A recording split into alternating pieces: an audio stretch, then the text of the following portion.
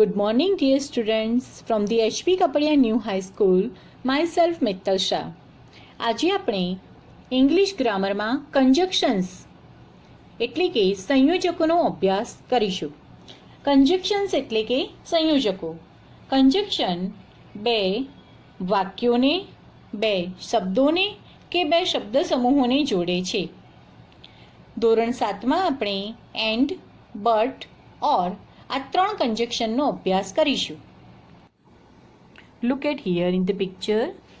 શ્યામ રસોઈ કરી રહ્યો છે, રાહુલ પણ રસોઈ કરી રહ્યો છે. જો આપણે એને એક જ વાક્યમાં લખવું હોય તો લખીશું Shyam and Rahul are cooking food. અહીં જુઓ, Shyam is cooking food. Second sentence, Rahul is cooking food. આપણે એને કંજક્શનથી જોડીને લખવું છે એટલે લખીશું શ્યામ એન્ડ રાહુલ. ઇઝનું શું થશે? આર, કારણ કે કર્તાનું બહુવચન થયું. Shyam and Rahul are cooking food. And એટલે કે અને. બે વાક્યમાં આપેલ બે અલગ અલગ કર્તાને, કર્મને, વિશેષણને, સર્વનામને તેમજ વાક્યને જોડવા માટે એન્ડ સંયોજકનો ઉપયોગ થાય છે. બે વાક્યમાં આપેલ બે અલગ અલગ કર્તાને, કર્મને, વિશેષણને, સર્વનામને તેમજ વાક્યને જોડવા એન્ડ સંયોજકનો ઉપયોગ થાય છે. Let we see some more example. Raj is clever, Ram is clever. Raj and Ram are clever. અહીં વાક્યમાં કર્તા તરીકે બહુવચનમાં આવતા ક્રિયાપદમાં ફેરફાર થયો છે તે જુઓ. અલગ અલગ વાક્યોમાં કર્તા એક વચનમાં હોય તો ક્રિયાપદનું રૂપ એક વચન મુજબ હોય, પરંતુ જ્યારે બંને વાક્યોને જોડી દઈએ એટલે કે કર્તા બહુવચન બને ત્યારે ક્રિયાપદનું બહુવચનમાં વપરાતું રૂપ લેવાય છે. સેકન્ડ, જય ઇઝ ટોલ, જય ઇઝ ફેટ. અહીં બંને વાક્યમાં કર્તા સમાન છે પરંતુ વિશેષણ અલગ અલગ છે. કર્તા સમાન છે પરંતુ વિશેષણ અલગ અલગ છે. Jay is tall and fat. Third, Bhairavi is singing, she is dancing. Bhairavi is singing, she is dancing. બંને વાક્યમાં કર્તા સમાન છે પરંતુ ક્રિયાપદ અલગ અલગ છે, તો ક્રિયાપદને જોડીશું Bhairavi is singing and dancing. એક બીજું ઉદાહરણ જોઈએ જેમાં વાક્યો જોડાયા હોય. Open your text book, full stop. Read lesson number 1. Open your text book and read lesson number 1. અહીંયા બે અલગ અલગ વાક્યોને એન્ડથી જોડ્યા છે.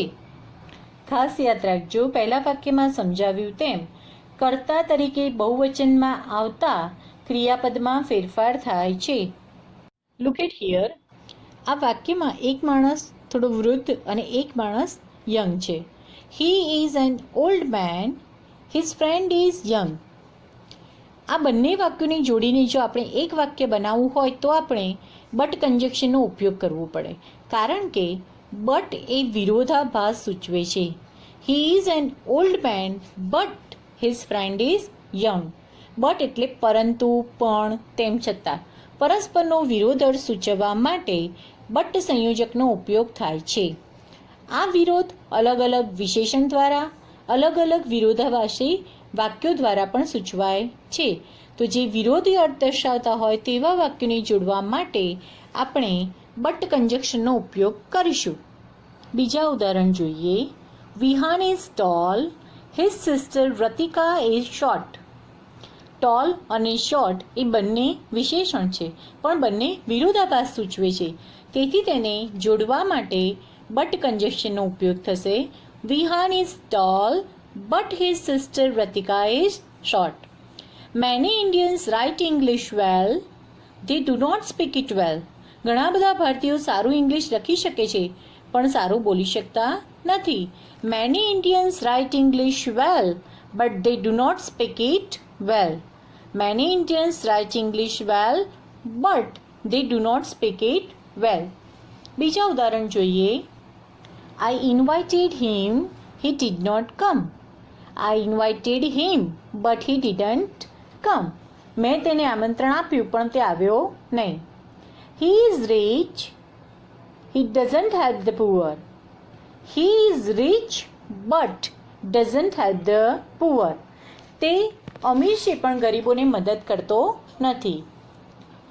Jay is toll, he is weak. જય ઇઝ ટોલ બટ વીક. જય લાંબો છે પણ નબળો છે. This boys are clever, they are naughty. This boys are clever but naughty. અહીંયા આપણે વિરોધાભાસ દર્શાવતા વાક્યોને બટ કન્જેક્શનથી જોડતા શીખીએ.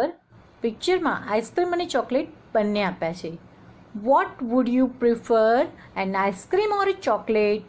તમે શું પ્રિફર કરશો, આઈસ્ક્રીમ કે ચોકલેટ? જ્યારે બે શબ્દો, શબ્દ સમૂહ કે વાક્યો વચ્ચે વિકલ્પનો ભાવ સૂચવવો હોય ત્યારે ઓર સંયોજકનો ઉપયોગ થાય છે.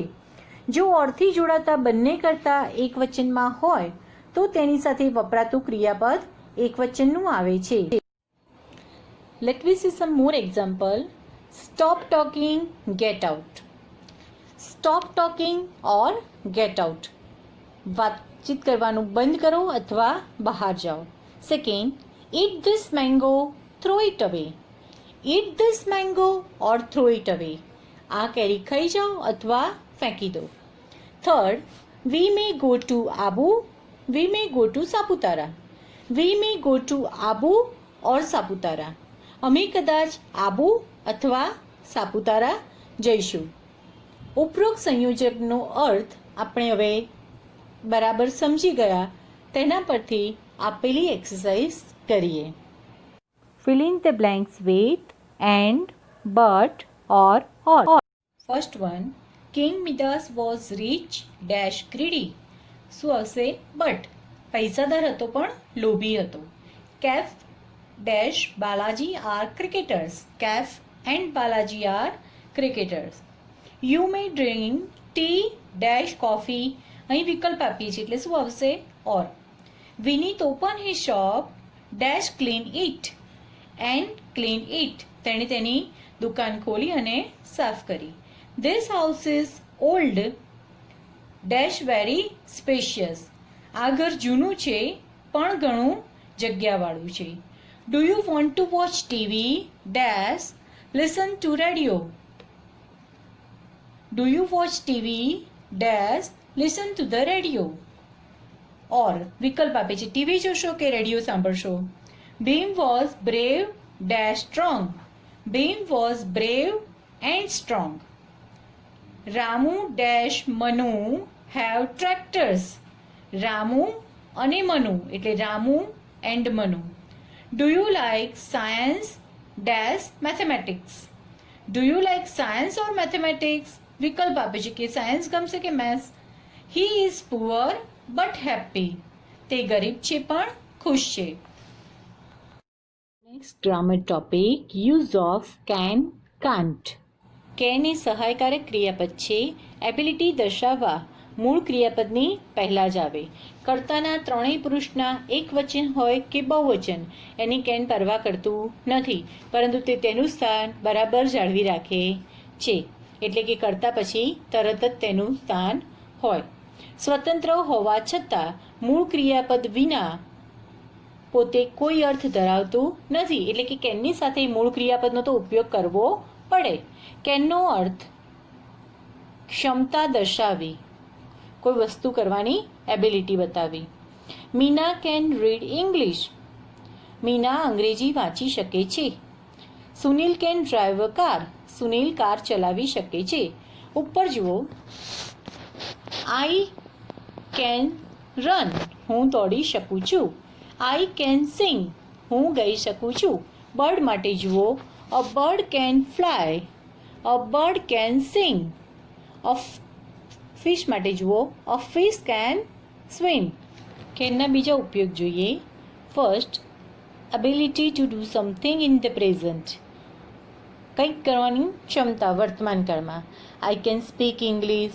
I can write Sanskrit. Permission to do something in the present.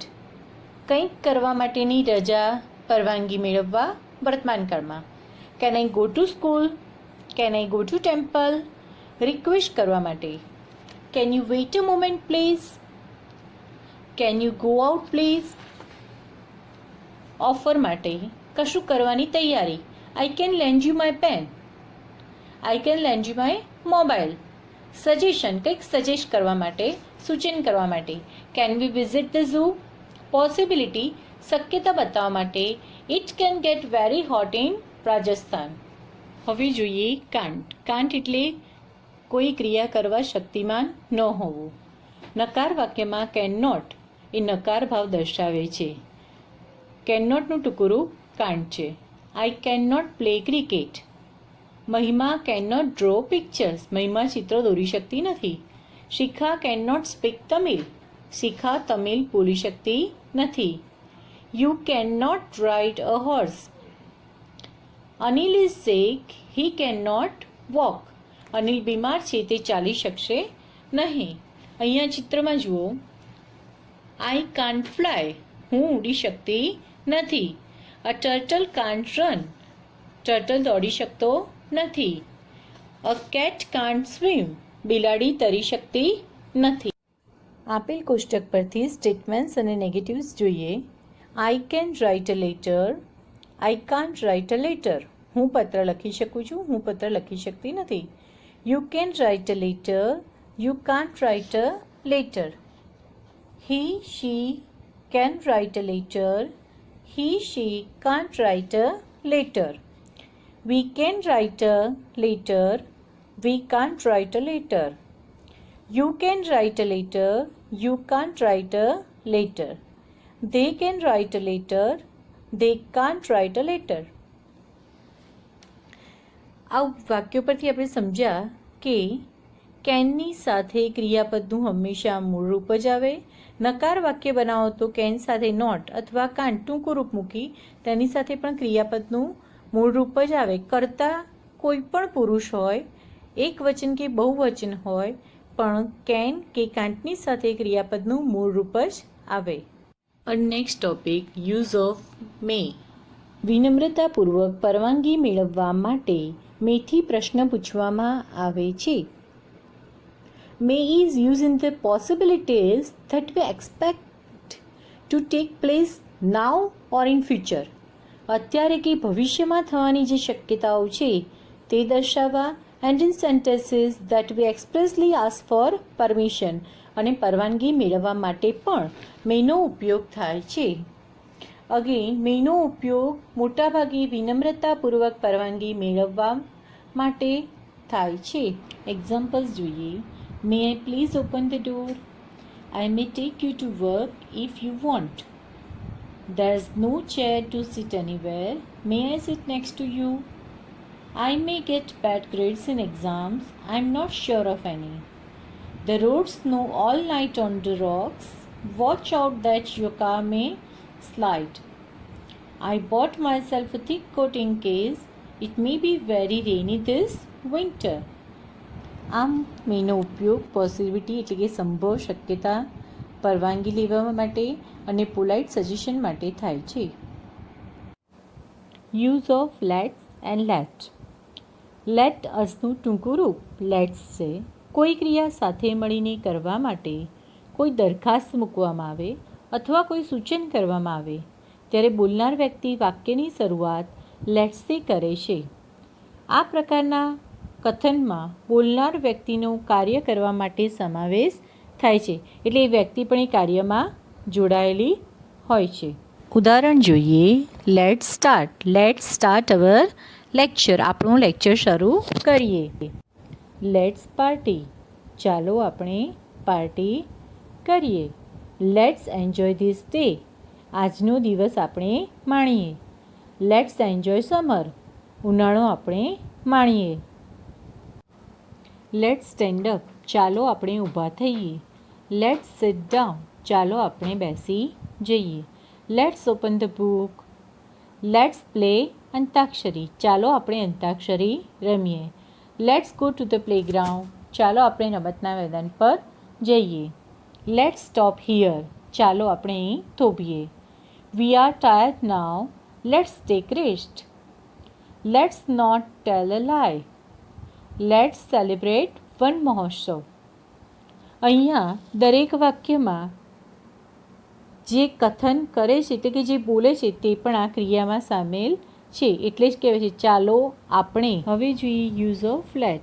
કોઈ ક્રિયા કે કાર્ય કરવા માટે સામેની વ્યક્તિ પાસે પરવાનગી મેળવવા માટે અથવા કોઈ કાર્ય કરવાની પરવાનગી કે છૂટ આપવા માટે બોલનાર વ્યક્તિ વાક્યની શરૂઆત લેટથી કરે છે.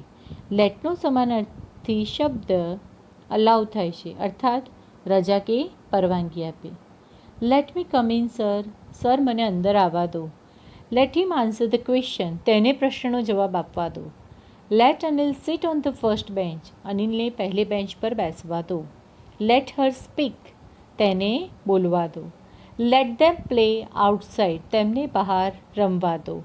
Late me make tea for you. મને તમારા માટે ચા બનાવવા દો. Let Shilpa turn the TV on. શિલ્પાને TV ચાલુ કરવા દો. Don't let her go alone. તેને એકલી ન જવા દો.